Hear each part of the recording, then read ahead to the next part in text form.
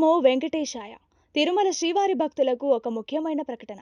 ముందుగా నిన్నటి విశేషాలు చూస్తే కలియుగ దైవాన్ని సుమారు 75,821 మంది భక్తులు దర్శించుకున్నారు. తలనీలాలు సమర్పించిన భక్తుల సంఖ్య 28,450 మంది.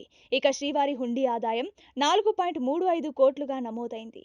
ఇక ఈ రోజు సోమవారం శ్రీవారికి విశేష పూజ కైంకర్యాన్ని అర్చకులు శాస్త్రోక్తంగా నిర్వహించారు. ఆలయంలో భక్తుల రద్దీ సాధారణంగా కొనసాగుతోంది. ఇక అందరూ ఎదురుచూస్తున్న శుభవార్త, డిసెంబర్ నెలకు సంబంధించిన సేవ టికెట్ల కోటాను టీటీడీ ఆన్లైన్లో విడుదల చేసింది. కళ్యాణోత్సవం, ఉంజల్ సేవ వంటి ఆర్జిత సేవ టికెట్లు ఇప్పటికే విడుదలయ్యాయి. శ్రీవాణి ట్రస్ట్ దర్శన టికెట్ల కోటాను సెప్టెంబర్ 23 ఉదయం 11 గంటలకు విడుదల చేయనున్నారు. అలాగే వయోవృద్ధులు, దివ్యాంగుల ఉచిత ప్రత్యేక దర్శనం టోకెన్లను సెప్టెంబర్ 23 మధ్యాహ్నం 3 గంటలకు ఆన్లైన్లో ఉంచుతారు.